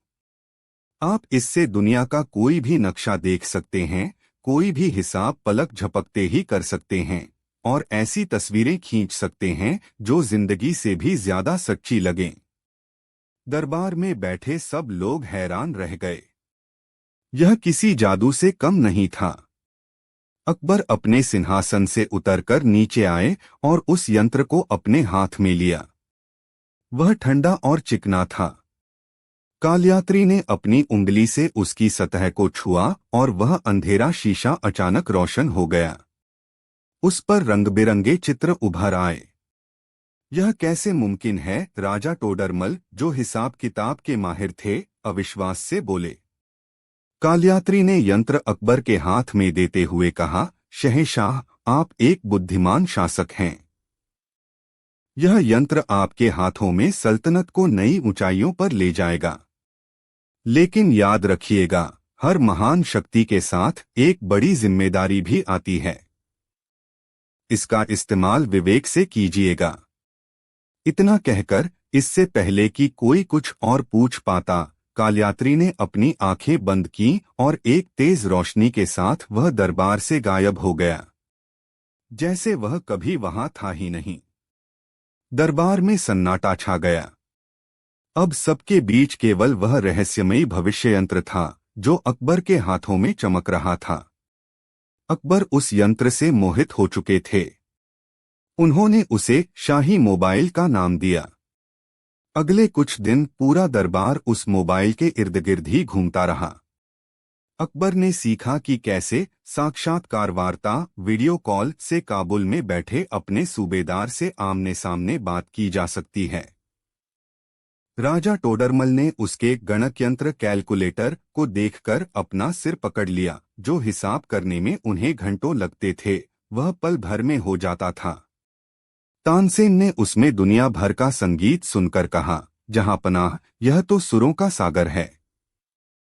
अबुल फजल ने उसके ज्ञान सागर इंटरनेट का इस्तेमाल करके आईने बरी के लिए नई नई जानकारियां जुटानी शुरू कर दी।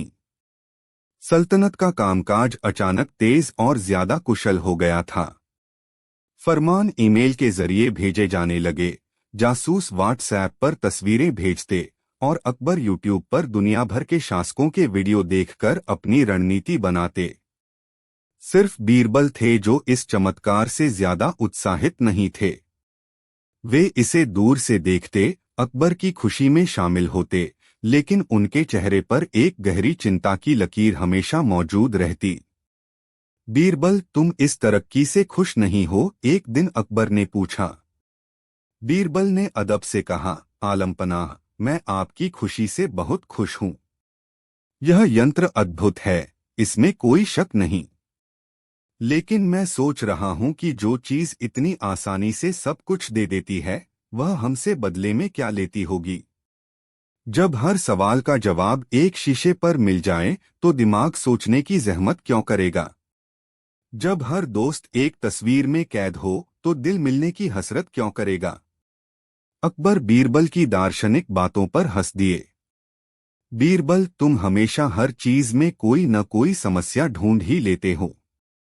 यह तरक्की का दौर है, इसका आनंद लो। बीरबल चुप हो गए, लेकिन उनका मन किसी अनजानी आशंका से घिरा हुआ था। अध्याय 2 पहला संकेत, हंसी का वायरस। कुछ हफ्ते सब कुछ बेहतरीन चला। शाही मोबाइल अकबर का सबसे प्रिय खिलौना और सबसे कारगर हथियार बन चुका था। एक रात सोने से पहले अकबर ज्ञानसागर पर कुछ देख रहे थे। उन्हें एक छोटा सा चलचित्र वीडियो मिला जिसमें एक बिल्ली अजीब अजीब हरकतें कर रही थी। अकबर को वह इतना मजेदार लगा कि वे पेट पकड़कर हंसने लगे। अगले दिन दीवाने खास में एक गंभीर मुद्दे पर बहस चल रही थी। पड़ोसी राज्य से सीमा विवाद बढ़ गया था। माहौल तनावपूर्ण था। तभी अचानक वित्त मंत्री राजा टोडरमल, जो अपनी गंभीरता के लिए जाने जाते थे, खीखी करके हंसने लगे। सबने हैरानी से उनकी तरफ देखा। अकबर ने अपनी भौहें सिकोड़ी। टोडरमल जी, यह क्या बदतमीजी है। टोडरमल ने बड़ी मुश्किल से अपनी हंसी रोकी। माफी जहांपना। पता नहीं क्यों मुझे अचानक कल रात वाली वह बिल्ली याद आ गई। अकबर को याद आया कि उन्होंने वह चलचित्र टोडरमल को भी दिखाया था। उन्होंने इसे एक संयोग मानकर नजरअंदाज कर दिया। लेकिन बात यहीं खत्म नहीं हुई। अगले कुछ दिनों में दरबार में एक अजीब महामारी फैल गई। जिसने वह चलचित्र देखा था या किसी ऐसे व्यक्ति से बात की थी जिसने उसे देखा था, वह बेवजह हंसने लगता था। सेनापति गंभीर युद्ध रणनीति बनाते बनाते हंस पड़ते। काजी न्याय सुनाते हुए हंसने लगते। मुल्ला दो प्याजा ने ऐलान किया, यह जरूर बीरबल का कोई नया मजाक है। उसी ने सबको हंसने वाली कोई जड़ी बूटी खिला दी है। लेकिन बीरबल खुद इस घटना से परेशान थे। उन्होंने गौर किया कि यह हंसी उन लोगों में ज्यादा थी जो शाही मोबाइल के आसपास रहते थे। उन्होंने इसे हंसी का वायरस नाम दिया। जहां पनाह, बीरबल ने अकबर से कहा, यह कोई जड़ी बूटी का कमाल नहीं है, यह उस यंत्र का प्रभाव है। जैसे एक संक्रामक रोग एक इंसान से दूसरे में फैलता है, वैसे ही इस यंत्र से निकला यह विचार एक दिमाग से दूसरे दिमाग में फैल रहा है। अकबर को यह बात बेतुकी लगी। एक चलचित्र किसी को कैसे बीमार कर सकता है? यह शरीर की बीमारी नहीं, मन का संक्रमण है, जहांपना। यह यंत्र हमारे सोचने के तरीके पर असर डाल रहा है। कुछ दिनों में हंसी का यह दौर अपने आप कम हो गया। लोगों ने उसे भूलना शुरू कर दिया और अकबर ने बीरबल की चेतावनी को ज्यादा गंभीरता से नहीं लिया। उन्होंने सोचा कि यह बस एक नई चीज का शुरुआती असर होगा। उन्हें क्या पता था कि यह तो तूफान से पहले की शांति थी। यह पहला हानिरहित वायरस तो बस यह जांचने के लिए था कि सल्तनत का सिस्टम कितना कमजोर है। असली हमला तो अभी बाकी था। अध्याय 3, संकट का गहराना, संदेह का जाल। हंसी वाले वायरस के शांत होने के 1 महीने बाद असली कयामत शुरू हुई।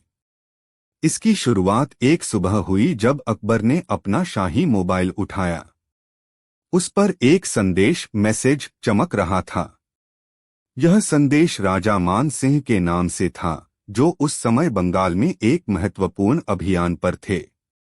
संदेश में लिखा था, जहां पनाह, मैं आपकी नीतियों से तंग आ चुका हूं। आगरा में बैठे बैठे हुक्म देना आसान है, यहां जमीनी हकीकत कुछ और है। अगर आपने मेरी बात नहीं मानी तो मुझे अपनी वफादारी पर दोबारा सोचना पड़ेगा। अकबर का चेहरा गुस्से से लाल हो गया। मान सिंह, उनका सबसे भरोसेमंद सेनापति, उनका रिश्तेदार, ऐसी जुर्रत कैसे कर सकता है? अकबर ने फौरन अपने सचिव को बुलाया और मान सिंह को तुरंत राजधानी लौटने का फरमान लिखवाने लगे। बीरबल, जो उस समय वहीं मौजूद थे, ने अकबर का क्रोध देखा। जहां पनाह, क्या मैं यह संदेश देख सकता हूं? अकबर ने गुस्से में मोबाइल बीरबल की तरफ फेंक दिया। बीरबल ने संदेश को ध्यान से पढ़ा। लिखावट और भाषा मान सिंह जैसी ही थी, लेकिन बीरबल को कुछ खटक रहा था। आलमपनाह, हो सकता है इसमें कोई धोखा हो। हमें बिना जांच के कोई कदम नहीं उठाना चाहिए। मान सिंह ऐसे व्यक्ति नहीं हैं। धोखा? यह सीधा उन्हीं के यंत्र से आया है। अकबर गरजे। अब मुझे इस तकनीक पर तुमसे ज्यादा भरोसा है, बीरबल। लेकिन यह तो बस शुरुआत थी। अगले कुछ दिनों में सल्तनत का पूरा सूचना तंत्र ध्वस्त हो गया। राजा टोडरमल के गणकयंत्र में हिसाब किताब अपने आप बदलने लगा। खजाने से लाखों की रकम गायब दिखने लगी, जबकि असल में सब कुछ सही था। टोडरमल पर गबन का शक किया जाने लगा। तानसेन के बनाए नए राग, जिन्हें उन्होंने मोबाइल में सहेज कर रखा था, पड़ोसी राज्यों के संगीतकारों तक पहुंच गए। उन पर अपनी कला बेचने का इल्जाम लगा। ज्ञान सागर इंटरनेट पर मुगल सल्तनत का इतिहास बदलकर दिखाया जाने लगा। उसमें अकबर को एक कमजोर और अय्याश राजा बताया गया। जो दरबारी उसे पढ़ते, उनके मन में शक पैदा होने लगता। सबसे खतरनाक बात तब हुई जब शाही मोबाइल से सेना की टुकड़ियों को नकली आदेश जाने लगे। एक टुकड़ी को दक्कन जाने का हुक्म मिला, जबकि उसे पंजाब जाना था। सल्तनत की सीमाओं पर भारी भ्रम और असुरक्षा का माहौल पैदा हो गया। यह एक अदृश्य हमला था। कोई दुश्मन नहीं दिख रहा था, कोई तलवार नहीं चल रही थी, लेकिन सल्तनत अंदर से टूट रही थी। सबसे मजबूत चीज, यानी अकबर और उनके नवरत्नों के बीच का विश्वास तार तार हो रहा था। दरबार अब दरबार नहीं, बल्कि शक और साजिशों का अखाड़ा बन गया था। मंत्री एक दूसरे पर फुसफुसाकर इल्जाम लगाते। अकबर हर किसी को शक की निगाह से देखते। उनका सबसे प्रिय भविष्ययंत्र अब उनके लिए सबसे बड़ा सिरदर्द बन चुका था। वे हर संदेश, हर सूचना से डरने लगे थे। एक रात हताश होकर अकबर ने उस मोबाइल को गुस्से में दीवार पर दे मारा, लेकिन शीशा टूटने के बजाय उस पर एक संदेश उभरा। यह एक हंसता हुआ चेहरा इमोजी था, जिसके नीचे लिखा था, खेल तो अब शुरू हुआ है शहंशाह। अकबर का खून जम गया। उन्हें एहसास हुआ कि वे किसी इंसान से नहीं, बल्कि एक शैतानी ताकत से लड़ रहे हैं जो उनके अपने ही यंत्र में छुपी बैठी है। अध्याय 4 बीरबल की जांच।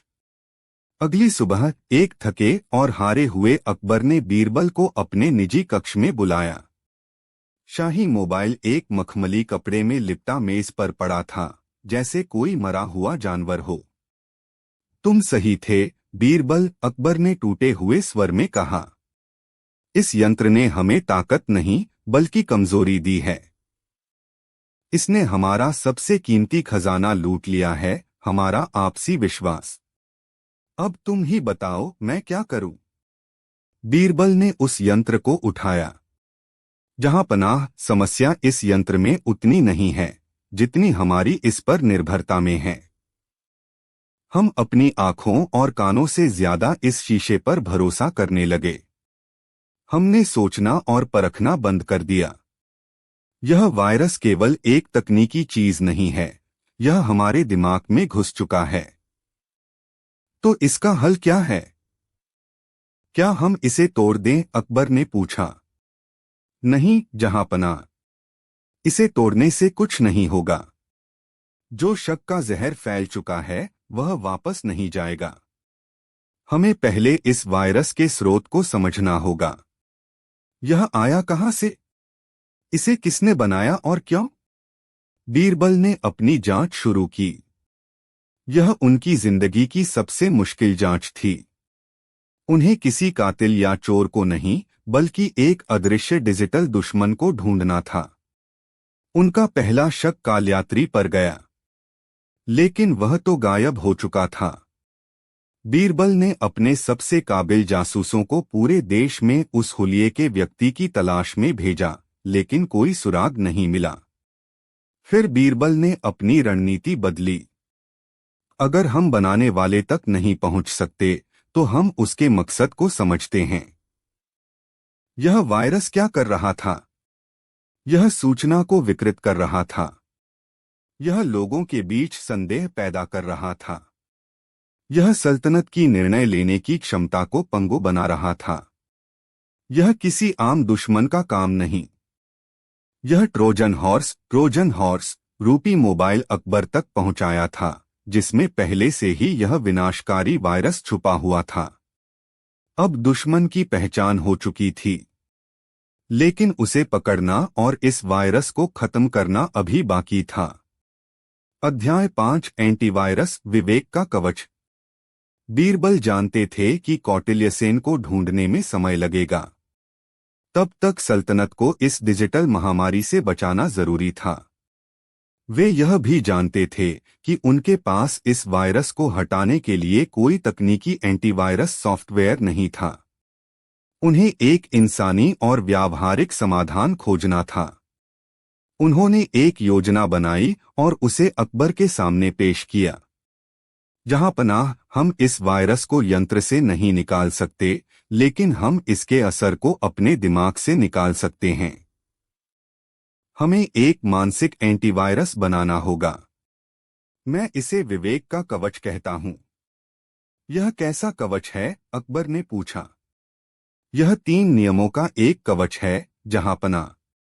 अगर पूरी सल्तनत इन 3 नियमों का पालन करे, तो कौटिल्यसेन का बनाया कोई भी वायरस हमारा कुछ नहीं बिगाड़ सकता। पहला नियम, सत्यापन, वेरिफिकेशन।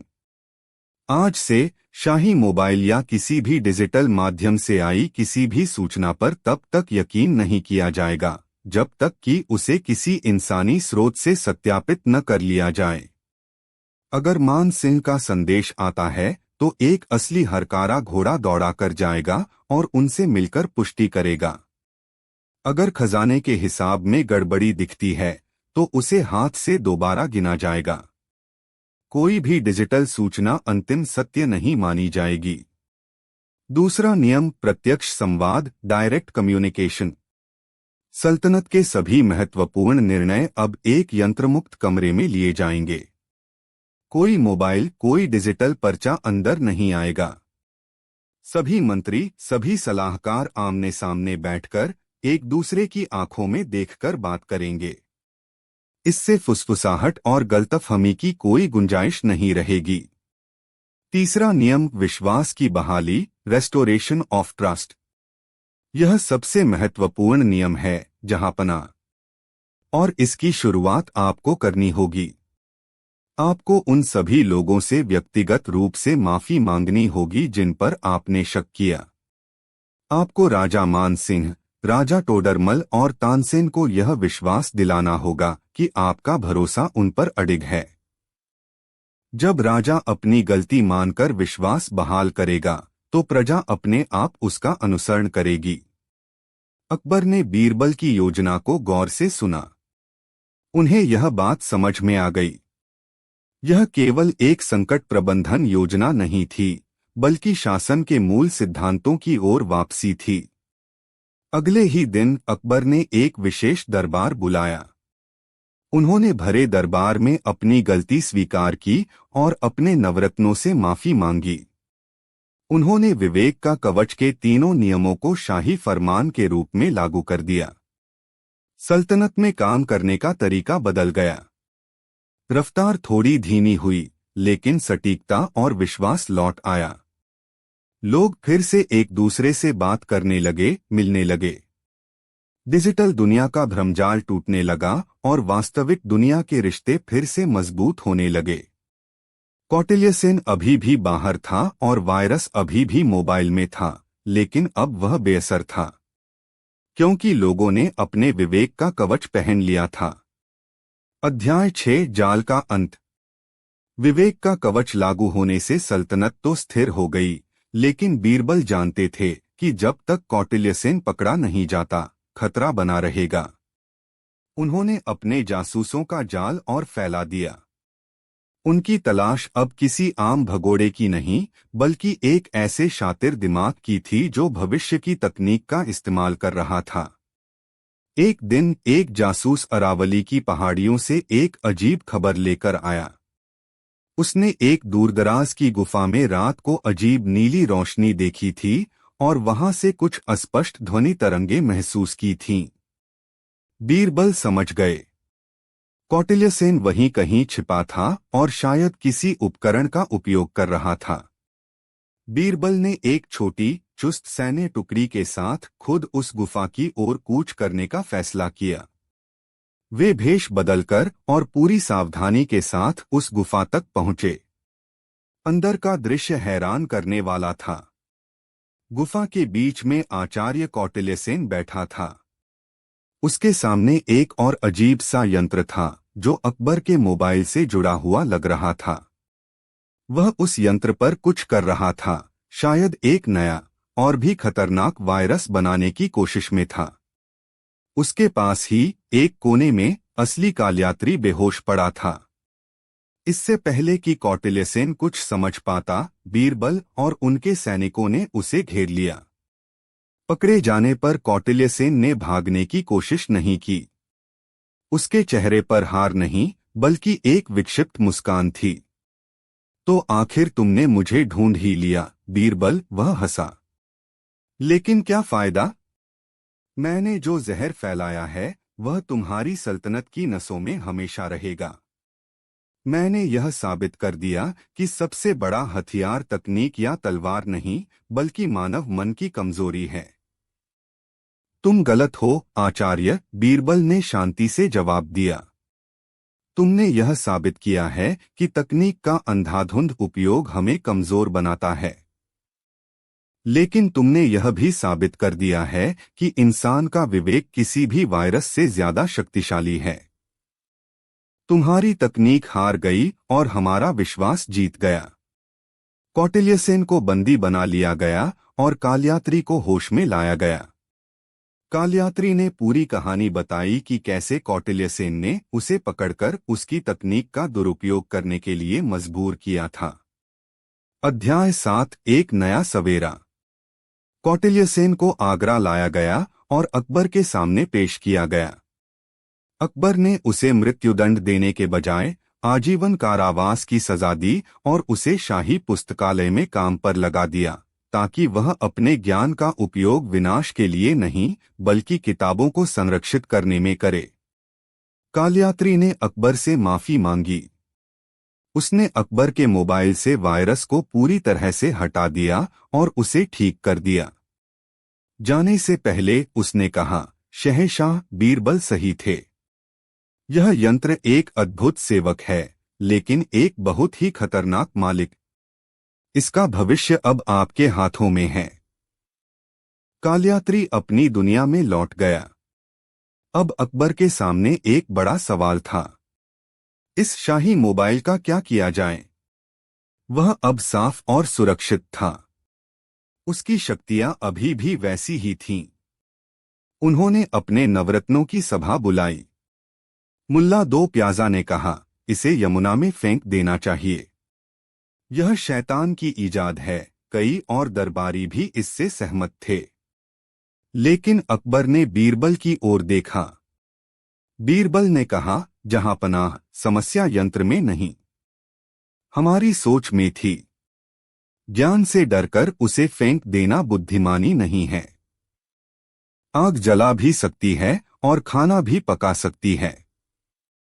यह उपयोग करने वाले पर निर्भर करता है। तो तुम्हारा क्या सुझाव है, बीरबल? मेरा सुझाव है कि हम इस यंत्र को रखें, बीरबल ने कहा। लेकिन इसे व्यक्तिगत उपयोग की वस्तु न बनाकर एक शाही संसाधन बनाया जाए। इसे शाही पुस्तकालय में रखा जाए। इसका उपयोग केवल ज्ञान प्राप्त करने, नई चीजें सीखने और दुनिया को समझने के लिए किया जाए, शासन करने के लिए नहीं। शासन इंसानों द्वारा, इंसानों के लिए, इंसानी विवेक से ही चलना चाहिए। अकबर को बीरबल की बात जंच गई। उस दिन के बाद शाही मोबाइल आगरा के किले के शाही पुस्तकालय की सबसे कीमती और सुरक्षित वस्तु बन गया। विद्वान उसका उपयोग शोध के लिए करते, लेकिन सल्तनत के फैसले दीवाने खास में आमने सामने बैठकर ही लिए जाते। अकबर ने एक महत्वपूर्ण सबक सीखा था। तकनीक और प्रगति महत्वपूर्ण हैं, लेकिन वे मानवीय मूल्यों, विश्वास और विवेक का स्थान कभी नहीं ले सकते। उन्होंने समझ लिया था कि सबसे उन्नत भविष्ययंत्र भी एक बुद्धिमान मित्र और एक भरोसेमंद टीम से बढ़कर नहीं हो सकता। और इस तरह मुगल सल्तनत ने अपने इतिहास के सबसे अजीब वायरस हमले का सामना किया और उससे और भी मजबूत होकर उभरी। एक असाधारण और चुनौतीपूर्ण विचार है। एक अदृश्य वायरस पर मुकदमा चलाना, वह भी बीरबल की बुद्धि और अकबर के दरबार के परिप्रेक्ष्य में कहानी को एक अद्भुत दार्शनिक मोड़ देता है। प्रस्तुत है शब्दों की यह विस्तृत कहानी, बीरबल और वायरस की अदालत। अध्याय 1 न्याय का स्वर्ण युग। आगरा का किला केवल मुगल सल्तनत की शक्ति का प्रतीक नहीं था, बल्कि उसके न्याय का भी प्रतीक था। शहंशाह जलालुद्दीन मोहम्मद अकबर का दीवान-ए-आम हर सुबह न्याय की आशा लेकर आए फरियादियों से भर जाता था। अकबर, जो खुद को ईश्वर की परछाई, जिल्ल-ए-इलाही मानते थे, न्याय को अपनी सबसे बड़ी जिम्मेदारी समझते थे। उनके दरबार की प्रसिद्धि दूर दूर तक थी, जहां किसी के साथ अन्याय नहीं होता था, चाहे वह एक साधारण किसान हो या कोई बड़ा अमीर। इस न्याय प्रणाली की आत्मा थे बीरबल। जहां अकबर का हृदय दया और दृढ़ता का संगम था, वहीं बीरबल की बुद्धि उस न्याय को दिशा देती थी। वे महज एक सलाहकार नहीं, बल्कि एक मनोवैज्ञानिक थे, जो कानून के शब्दों के पीछे छिपे इंसान के सच को देख लेते थे। एक दिन की बात है। दीवान-ए-आम में एक जटिल मामला पेश हुआ। दो भाई, रहीम और करीम, एक आम के बाग के मालिकाना हक के लिए लड़ रहे थे। उनके पिता ने मरते समय कोई साफ वसीयत नहीं छोड़ी थी। दोनों के पास अपने अपने गवाह और दलीलें थीं। मामला इतना उलझ गया था कि काजी भी कोई फैसला नहीं दे पा रहे थे। अकबर ने बीरबल की ओर देखा। बीरबल मुस्कुराए और दोनों भाइयों से कहा, यह फैसला करना बहुत आसान है। इस बात के 2 बराबर हिस्से कर दिए जाएंगे। रहीम यह सुनकर तुरंत खुश हो गया। मंजूर है हुजूर, यही सबसे सही फैसला है। लेकिन करीम का चेहरा उतर गया। उसने हाथ जोड़कर कहा, नहीं जहांपनाह, ऐसा न करें। बात को काटा गया तो वह मर जाएगा। मेरे पिता ने उसे अपने बच्चों की तरह पाला था। अगर फैसला मेरे भाई के हक में जाता है तो मुझे मंजूर है, पूरा बाग उसे ही दे दीजिए, पर खुदा के वास्ते इसे काटिएगा नहीं। बीरबल की आंखें चमक उठीं। उन्होंने अकबर की ओर देखा और कहा, जहांपनाह, फैसला हो गया। बाग का असली वारिस करीम है। क्योंकि संपत्ति से मोह तो कोई भी रख सकता है, लेकिन उससे प्रेम वही करता है जिसने उसे सींचा हो। पूरा दरबार बीरबल की बुद्धिमत्ता से वाह वाह कर उठा। अकबर ने गर्व से कहा, हमारे दरबार में न्याय केवल तराजू पर नहीं तौला जाता, बल्कि दिलों में भी महसूस किया जाता है। जब तक हमारे पास तर्क और संवेदना का संतुलन है, इस सल्तनत में कभी अन्याय नहीं हो सकता। यह मुगल सल्तनत का स्वर्ण युग था। एक ऐसा समय जब न्याय एक नियम नहीं बल्कि एक अनुभूति थी। लेकिन कोई नहीं जानता था कि एक अदृश्य दुश्मन इसी अनुभूति पर, इसी संतुलन पर हमला करने की तैयारी कर रहा था। अध्याय 2, न्याय का संक्रमण। संकट की शुरुआत बहुत ही साधारण तरीके से हुई। आगरा के एक छोटे से बाजार में 2 पड़ोसी, एक कुम्हार और एक धोबी, लड़ पड़े। धोबी ने अपने गधे को कुम्हार की दुकान के सामने बांध दिया था, जिससे कुछ मटके टूट गए। यह एक छोटा सा विवाद था जिसे मोहल्ले के बड़े बुजुर्ग आसानी से सुलझा सकते थे। लेकिन जब यह मामला स्थानीय काजी फजल खान के पास पहुंचा तो कुछ अजीब हुआ। काजी फजल खान अपनी समझदारी के लिए जाने जाते थे, लेकिन उस दिन उन्होंने कुम्हार की एक न सुनी।